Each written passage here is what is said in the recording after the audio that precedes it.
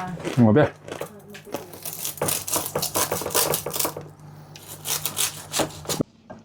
Is enjoying this.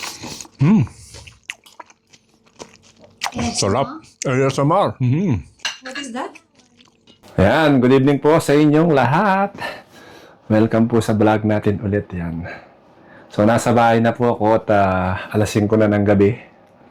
Alas 5 na ng hapon.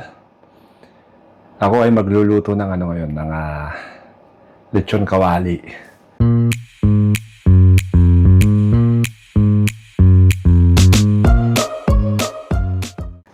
Yan. So, ito yung natin. Pakita ko. Napakuluan na natin yan kagabi. Tapos, pinadry ni Mami. Na preheat ko na yung oven natin. Yan. Ipapasok na lang natin to. Oops.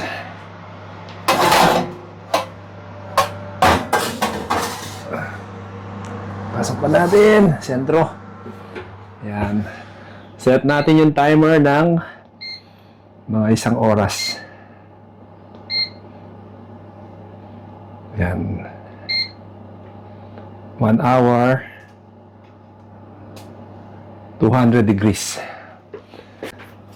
Pakakainin ko na maaga yung mga bata ngayon kasi susundin ko si Mami ngayon. Yung aming voucher na hinihintay. Actually, hindi ko alam na voucher ang ibibigay nila sa amin. I'm talking about our tumble dryer. Kasi yung tumble dryer namin, hindi naman siya nasira. Pinasa-service namin siya. Pero nung may nagpuntang engineer dito para i-service yung natin, yung tumble dryer natin, meron siyang nakitang parang nagmamalfunction na. So, ang nangyari, bumalik-balik sila dito ng mga siguro dalawa to tatlong beses. Ang unang papalitan lang ng pyesa sana yung yung tumble dryer. So, yung huli, 3 pyesa ang papalitan. Papakita ko nga sa inyo. Nakasampay yung mga damit natin ngayon sa ilalim ng stairs, oh. Mga tuwalya. Ang pinagpaunan ko nandito pa. So, yan siya. Okay pa yan sana. Kaso, nagdala sila ng pyesa. Ayan yung motor niya. Hanggang ngayon nga, nandito pa, oh. So, ang iniisip ko, magdi-deliver sila ng kapalit. Pipili kami ng kapalit, tapos i-deliver nila dito. Nangyari, hindi ganun. Nag-email sa amin yung Candy. Candy kasi yung yung tatak nung kinuha namin. Patay namin ilaw. Yung mga Thursday last week. Ngayon, Lunes na ngayon, na sila. Nag-email na sila na dumating na nga yung voucher. Pwede na kaming kumuha ng kapalit. So ngayon, after ng trabaho, pupuntahan ko si Diyos sa work niya. Dadaanan ko siya, susundin ko. Didiretso kami sa Argos para magtingin. Ilang araw na kaming walang tumble dryer. Napakahirap. Nagpatuyo na ako ng damit sa laundrette mga 3 beses na. Every time na magpapatuyo ko, siguro 2 basket, halos 6 pounds ang nagagastos ko every time. So parang ang nagastos ko na parang nasa 18 pounds na. Kahapon galing ako doon, linggo, pagkatapos ng trabaho. Natapos akong 4:30, tapos sinundo ko si Seb sa kung saan siya nagpunta. Pagbalik ko rito, hinatid ko lang si Seb dito sa bahay, kinuha ko na yung mga basket, dumiretso ko dyan sa laundrette. Malapit lang naman dito, pero like kahapon, ang hirap din pala pag madaming gagamit ng mga machines kasi maghihintay ka. So naghintay ako kahapon doon, siguro nasa kulang kalahating oras bago ako nakasalang. Kasi mga machines ginagamit lahat yung mga tumble dryer. Madami kasi dito naglalaban na sa bahay nila, tapos papatuyo lang sa laundrette. So yun, parang ganun yung ginagawa ko nung kasama pa namin sila Mami Daryl tsaka sila Sir Ivan sa bahay. Hindi kami nagpapatuyo talaga sa loob ng bahay kasi ayaw namin yung syempre, unang-una, pagka may ka-share ka, maliit. Saan ka magsasampay sa kwarto? So parang hindi maganda. Nasanay kami na ganun yung ginagawa namin. Hanggang sa lumipat kami ng flat.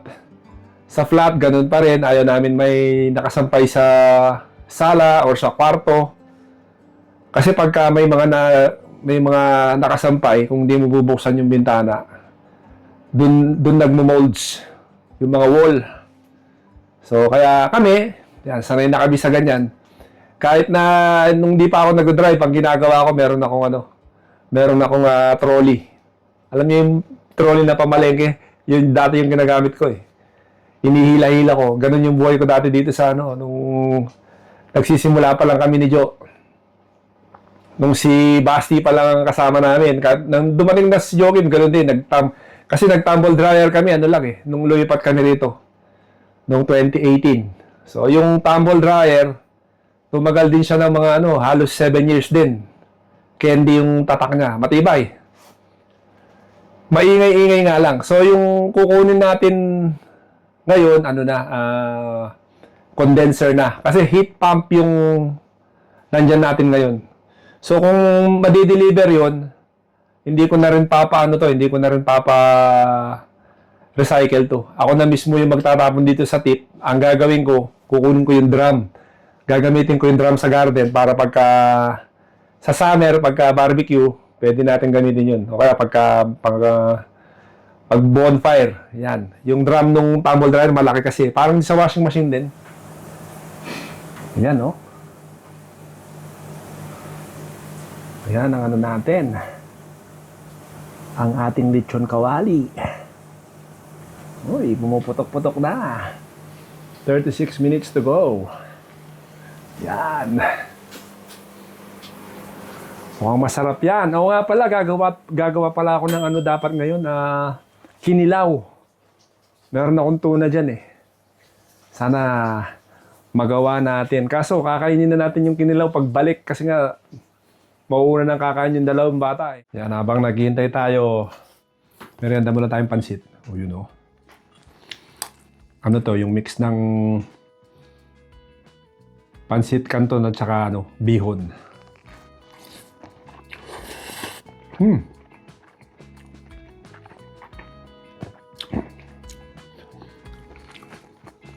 Actually, yung pagkakaluto nito medyo masabaw eh. Sumobra sa sabaw. Kaya medyo mamasama sa yung pansit ko. Sarap. Gutom na ako.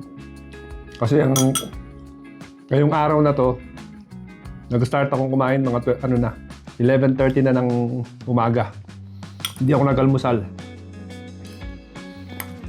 Parang fasting egg lang. Pero hindi ako seryoso, ganun kaseryoso. Nagpa-fasting ako pero hindi ako ganun kaseryoso sa pagpa-fasting. May epekto naman kahit papaano.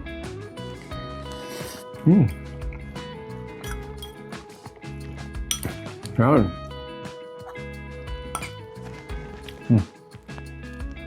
Hello.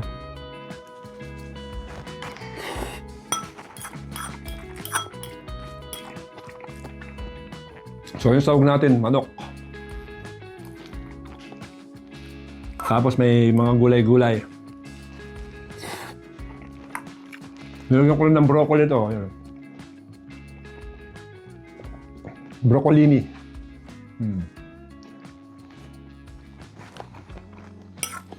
Sarap. Kasi mamaya pa ako kakain. Baka gutumin ako.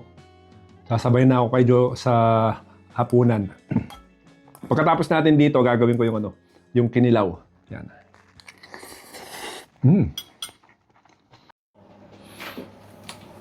Yan, 8 seconds na lang. 6, 5, 4, 3, 2, 1. Yun Sarap na niya, So, ang gagawin natin, 20 minutes na 2:30 para lutong-luto yung balat, crispy siya. Yan, 20 minutes pa tayo.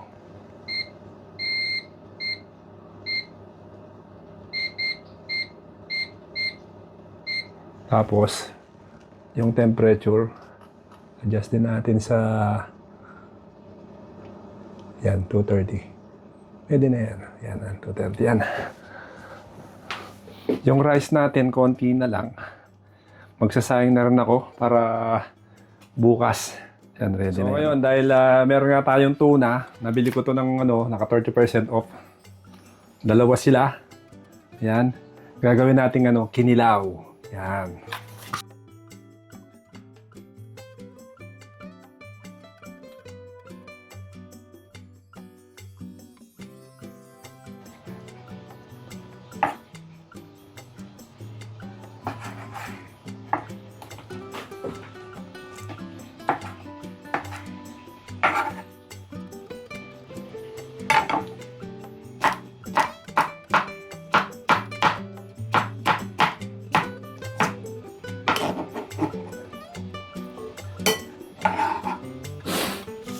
Yan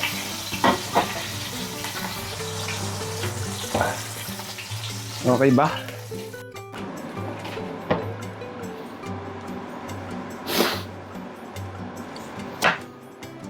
Lemon. Dato puti.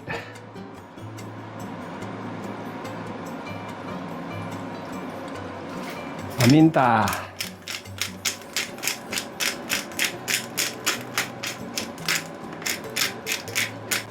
Yan, asin.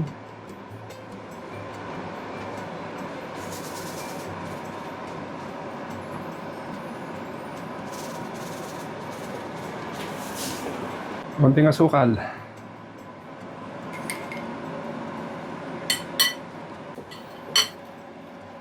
Dagan natin na suka.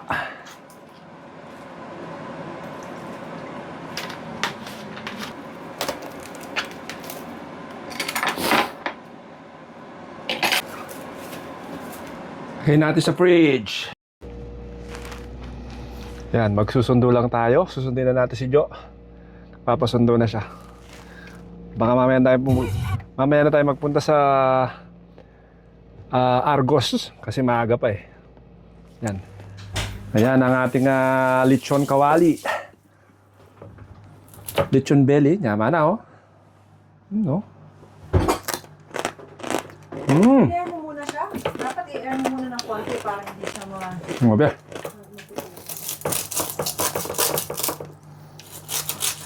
May buto yung nabili pala natin eh. Yun